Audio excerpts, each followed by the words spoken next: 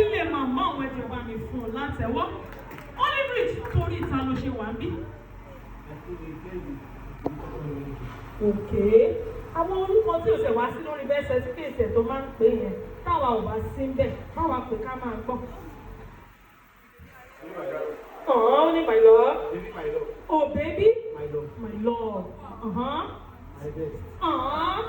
She will always be your best in Jesus' mighty name. Iná ẹ̀ ṣe jẹ́ Olúwa. Torí náà lẹ̀ ṣe jẹ́ Olúwa. Ẹ lè ṣe, ẹ lè wí, ẹ lè ṣe, ẹ lè ṣe.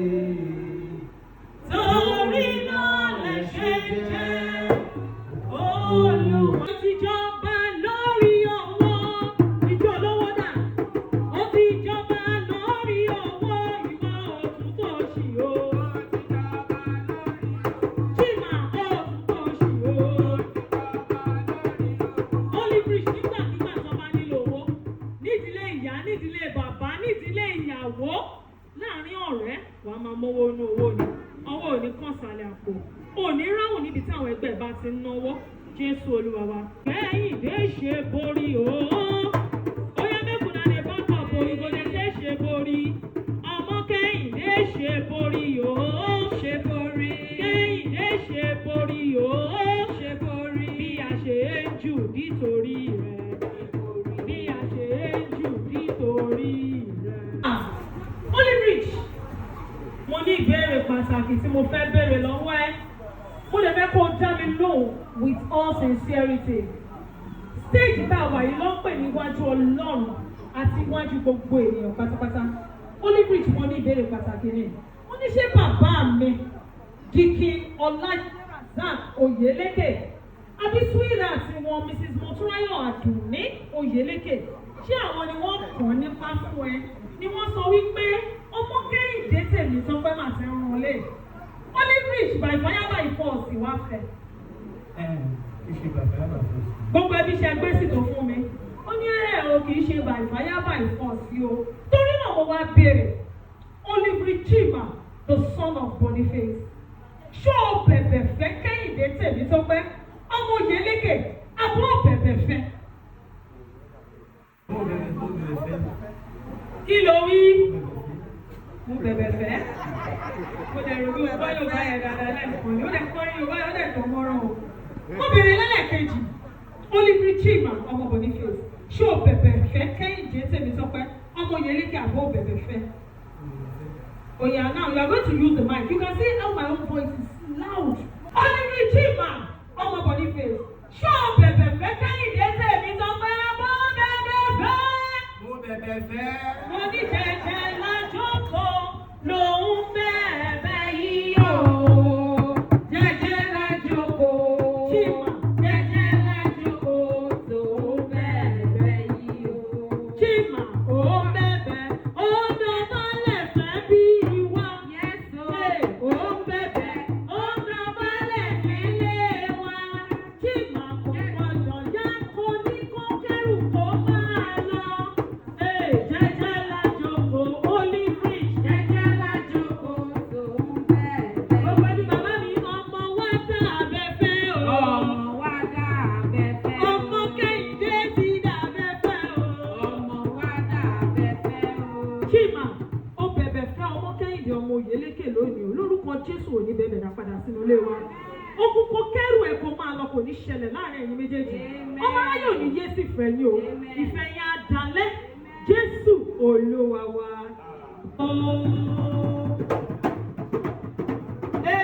Òjò ọmọ ẹ̀yìn, èmi rọ̀dà nù àtẹ́lẹ̀ ọwọ́ yìí ni ó máa rọ̀ sí o. Òjò ọmọ ẹ̀yìn, èmi rọ̀dà nù àtẹ́lẹ̀ ọwọ́ yìí ni ó máa rọ̀ sí o.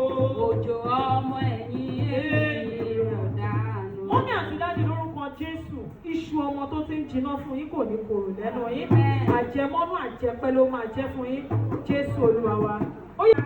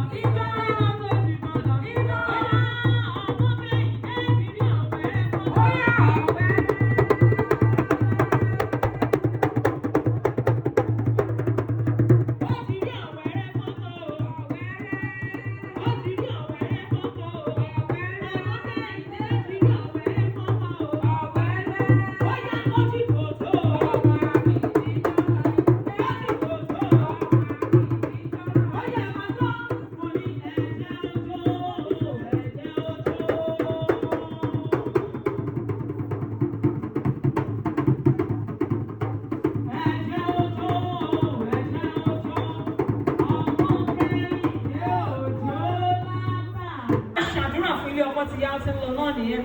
Ó ní ìyàwó mi lọ, ẹ fàdúrà sí mi o. Ìyàwó mi lọ, ìyàwó mi lọ, ẹ fàdúrà sí mi o. Ó ní kí n má mọ̀ṣì, kí n má kábàámọ̀ nílé ọkọ. Kí n má mọ̀yà, kí n má kẹ́lẹ́ nìmí nílé ọkọ. Ìyàwó mi lọ o, ìyàwó mi lọ, ẹ fàdúrà sí mi o. Ẹ fọlọ́run ṣọ́ mi o. Ẹ fàdúrà sí mi o. Ẹ fọlọ́run ṣọ́ mi o. Ẹ fàdúrà sí mi o. Daddy, bye bye, she's emotional. Mommy, bye bye, hey, Daddy, bye bye. Bí wọ́n bá ń bá mi, bí wọ́n bá ń bá mi, adé ìlú, adé ìbàdàn. Bí wọ́n bá ń bá mi, bí wọ́n bá ń bá mi, ara ni ìmọ̀ tí mo gbádùn. Hey, Daddy, bye bye, Mommy, bye bye. If you see my papa, Hosanna, tell am say oh, Hosanna. I dey go Imo State, Hosanna. I don get the problem, Hosanna. Say my mama, Hosanna. Tell am say Hosanna. I dey go Imo State, Hosanna. I don get the problem, Hosanna. Ilé tí òun lọ yìí wá lówó.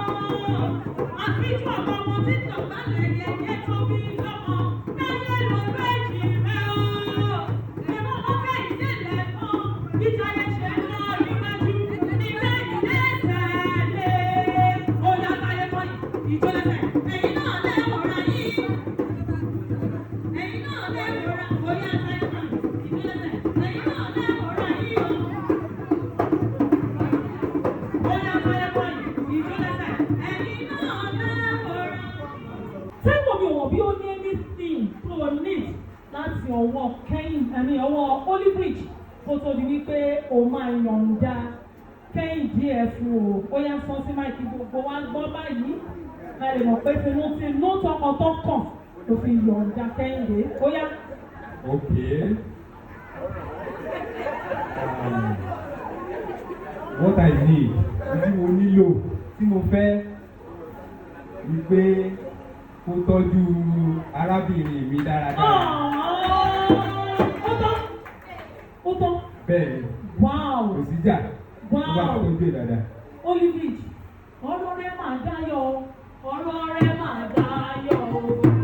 Ijó àyọ̀dá, ọ̀rọ̀ rẹ̀ máa dáyọ̀ o. ọ̀rọ̀ Olivich, kí lè sì tó o fẹ́ fún wa báyìí?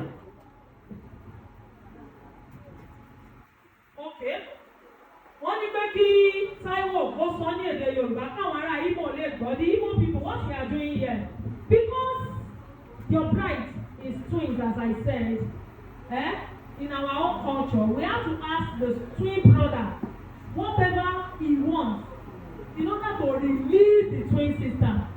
So he wants to tell you what he wants now so that you can understand. Oh yeah, oh, everybody listen. Oh yeah, say it in English. Okay.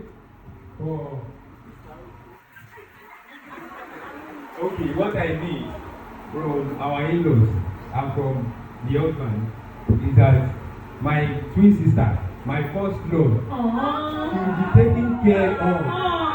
That's all they need. Is that too hard to do?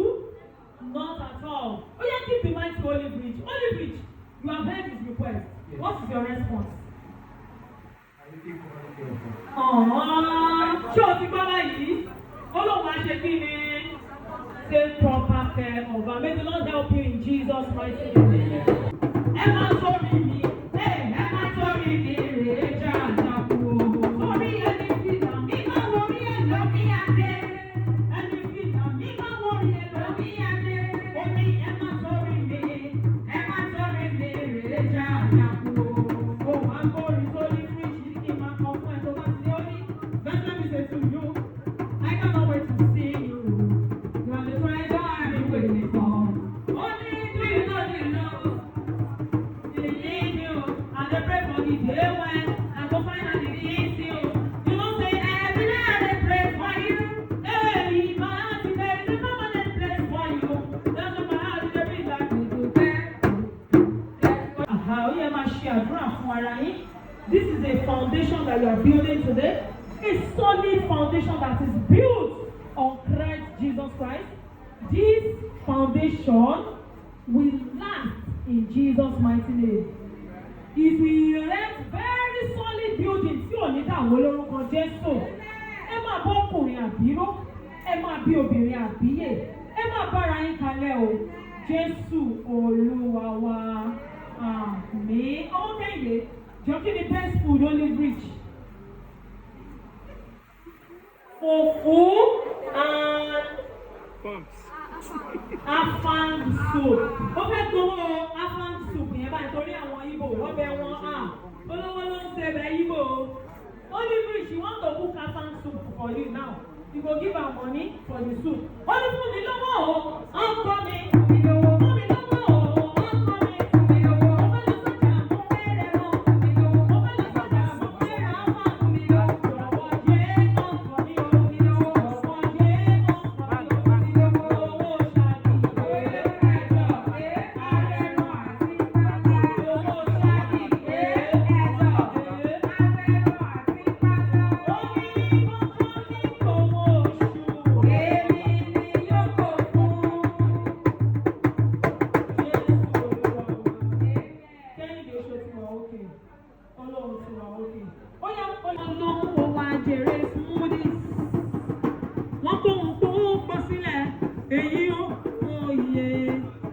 Ó ní ọ̀rọ̀ Ọlọ́run yẹ, ọ̀rọ̀ Ọlọ́run lágbára, ọ̀rọ̀ Ọlọ́run yẹ. Àìkú ní títí ayé. Ọmọ Kẹ́hìndé ó gbé ọ̀rọ̀ Ọlọ́run lónìí nígbàkigbà tó o bá ń ké pe Ọlọ́run. Á ti wá àti sún ìdá àtẹ lórúkọ Jésù, àdúrà ò ní ṣe tèyétè. Jésù Olúwa wa. Oh yeah, show it to everybody. Let's pray you. The money face.